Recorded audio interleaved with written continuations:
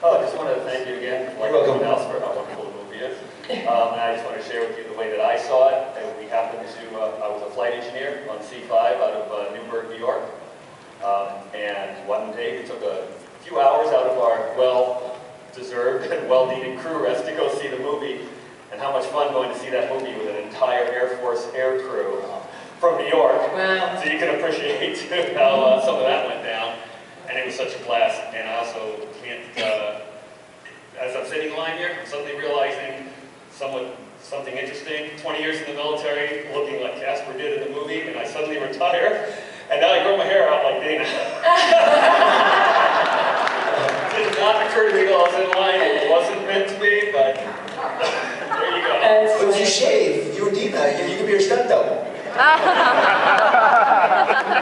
That would take a lot of Pilates. A lot of Pilates. Thank you again. I guess you heard this. You heard the panel yesterday. That's right. Yes, I do enjoy the stuff. That's because she's tough. Hi, y'all. Hi. 16 years ago, I had the privilege of attending a boot camp in Hellsap Acre, Wyoming. Oh, outstanding. So did we. Yeah. Were you with us? Yes. Oh, wow. Yes. Were you there when the night that it snowed?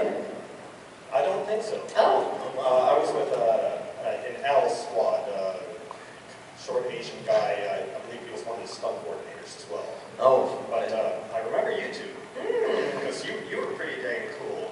Introduce yourself to everyone. Which one? Yes, Yeah. sorry, Casper. I'm talking to two. Yeah.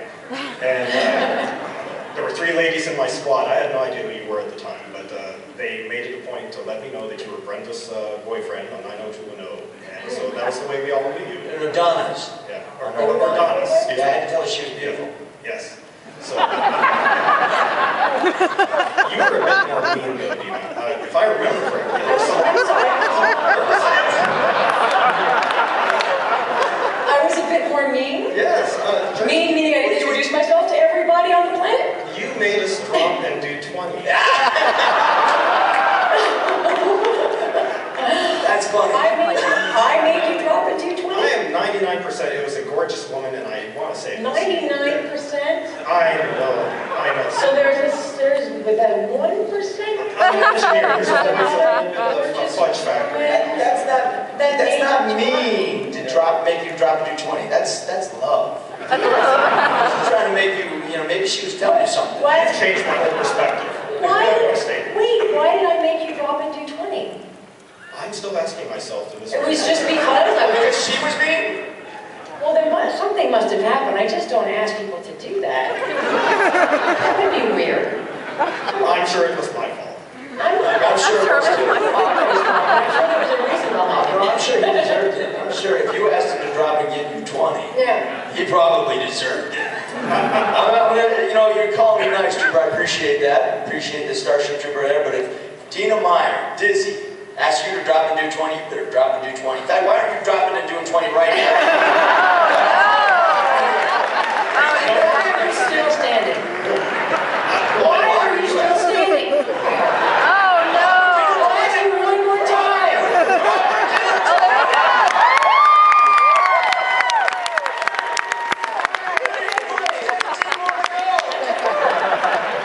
I'm 16 years older. I do want to ask though, it was such a privilege to work on that movie, and I was just curious, what was your fondest experience, if there is one, of working in Hellsap Acre? The fondest. Wow. God, we were there for a long time. How long were you all there for? We were there for about 4.5 months. 4.5 months there. Okay, Got just transferred. Yeah, and then we were in 2 weeks. 2 weeks in Padoga, and then we were down in Long Beach for about a month. Yeah, and then Basket Rocks for 2 days, and Long Beach for a football game. And also all the training we did. All the training we did at Casper went for 11 days or something like that. I meant the training, the boot camp stuff in Long Beach. Oh yeah, the boot camp. Where you got your whooping. Yeah, we got that whip. You got tied up and whipped. About 8 black. He got his ass whooped. Yeah, every once in a while, Tio, who was the guy that played Bronsky, every once in a while, the last 15 years, I'll hear somebody from behind me going, "Yeah, you really like getting whipped by a big black man, didn't you?" woods, you'll never know. Man, it's kind of funny. This movie, you know, I get tweeted by some of the troopers. Sometimes I used to get emails from them, but it's so funny to see there's so many people that worked on that film. And it's a pleasure to see you again. What's your name? My friends call me Pebble. What? Pebble. Pebble? Yes. Where's Like Bam a Bam? tiny little rock? Where's Bam Bam? Exactly, rock, pebble. Got it. Yeah. Oh, I was Okay. thinking Bam Bam Pebbles. I'll take what I can get. Who's the mean one? I'm just trying to think, but one of the fun, I mean, I think one of the more fun, interesting, memorable moments of Starship Troopers was during the boot camp. Before we started shooting, we were training with Captain Dale Died. Hoorah! Hoorah!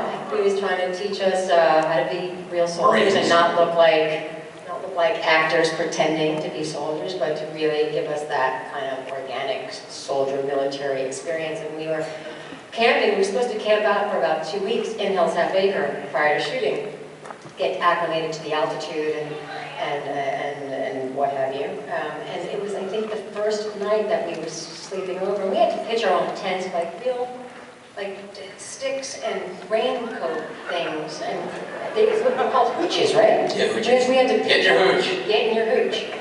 And we were eating MREs, which any military person here will know. Mostly rat entrails. Meals.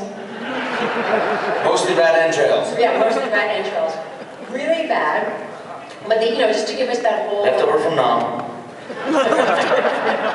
Dale Dye had him in his vacuum backpack. sealed, so it was okay. But the first night that we were there, I remember sleeping. We're trying to sleep on the rocky terrain. And I started to feel shards of what felt like cold glass hitting me in the face. And I thought, what the hell is going on? This is weird. And I realized that we were having like a hailstorm, and it was snowing like horizontally into my hooch and pelleting me in the face. And we wound up getting like, I think, 2 feet of snow that night. And we're out there in spring sleeping bags, in the middle of like dark Hell's Half Acre. It's a giant hole in the ground. And yeah, so we wound up having to go back to the hotel. I'm like, I'm out of here. Get me in a warm bed, hot shower, and enough of that. But she still came every day. We still were doing the boot camp. So. Yeah, so we were still doing the boot camp, but that was when I said, I'm done sleeping out here. I'm gonna go stay in the hotel. You guys have a nice time. Well, thank you very much. It's been wonderful memories, and I'll always treasure them. So. Oh, thank you. Thank you for being a trooper.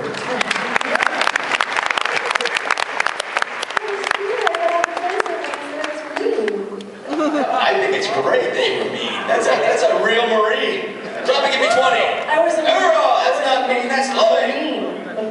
That's loving. A Marine will make you do 20. Hello, this is a question for the both of you regarding the state of the modern movie industry. Considering the fact that the both of you starred in just a wonderfully gory movie that had guys getting their arms chopped off and people getting their brains sucked out, it was just amazing to watch. It really was. Even as from a kid, it was just like, oh man, that's so awesome. But considering the state of the As he wears his Iron Maiden shirt. beast. Anyways, considering what are your thoughts on the fact that modern filmmakers just don't seem to have the chutzpah, if you will, to make movies like Starship Troopers anymore? For example, this year we had The Hunger Games, a movie all about children murdering each other that didn't actually show any real murder in it. So, what are your thoughts on that, and why we don't see movies of more Starship Trooper movies or movies like Starship Troopers? Is there any way you More could? blood and gore? Yeah, just no movies like Starship Troopers. Well, let's be movies that were made like the way Paul Verhoeven made them. Well, Verhoeven's over in Holland right now. Is there any way you can convince him to come back and make more movies? They don't want him to right now for some reason. Could you force his kids maybe to make movies again? Because I love we love I don't have the power to do that. I wish I did. I think they had more time and money to spend on Starship Troopers, and cast, except for Dina, relative unknowns at the time. And Michael Ironside in his cameo and in his role too. But I mean, the rest of us were pretty much unknown, so they could spend an enormous amount of money on that script and take the time, the special effects, it took them like 2 years all told. They started beforehand and shot all the time while we were filming, and then another year until they finished. They don't take that much time with the special effects now. They can crank them out faster. Unless it's something like Avatar, which takes 10 years. Yeah. Right. How good was that movie? That was Jeez. amazing. Yeah, that's No? Really? Yeah. Avatar? We're here for Starship Troopers. It's really great. I loved it. I did too. Avatar was a good. I liked Avatar better when it was called Starship Troopers. Kill them all! Outstanding! You know what to do! Good afternoon. Hi. Going back to Heinlein's original book, Yeah. and then the adaptation to the movie. As a kid when you read the book, and then as an actor when you did the movie, and now as an old parent, what are your thoughts on his view of citizenship in the world and how people need to serve and do that kind of stuff? Because it was really a really radical thing that he did at the time. There's more discussion, I think, behind about that. But what are your thoughts on that, and especially how it plays into our current socio-political climate? I'm going to give that one to you. Thanks. Service guarantees citizenship. I love it. I thought it was anytime a book gets you to think or challenges you to different opinions or similar opinions or challenges people to debate and discuss, I think is awesome.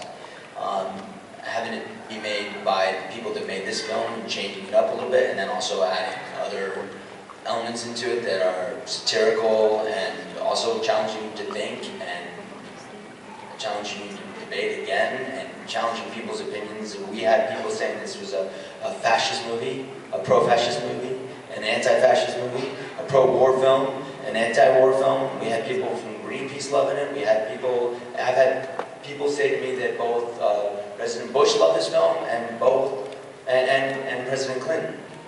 And so it seems to either really repel people or really attract people. I think we have a lot of people in here that are attracted to it. And there's other people who look like dead in here, so like, the hell with that movie? You're killing bugs and it's a pro-war fascist movie. So, yeah. Yeah, it's funny. Sometimes people come up and just be like, yeah, I didn't get it. How do I respond to that? Okay. Yeah, some people are like, my God, it's amazing. And they have all these things to say about it, all positive and great. And then you've got somebody going, yeah, I don't like it. It's weird. It's like you did different strokes for different folks, and everybody's opinion on the movie and what they get out of it, how they see it, their interpretation is. It's that's what makes the world go around and makes it an interesting place. Thank you. Hi there. Did you realize when you were making the movie that it was going to be considered a subversive classic to Heinlein's texts? I think that's most people's interpretation. I know the AV Club and the Onion has done a lot of work with Starship Troopers. They had you in Chicago reviewing the film a couple of months, I think it was like a year ago.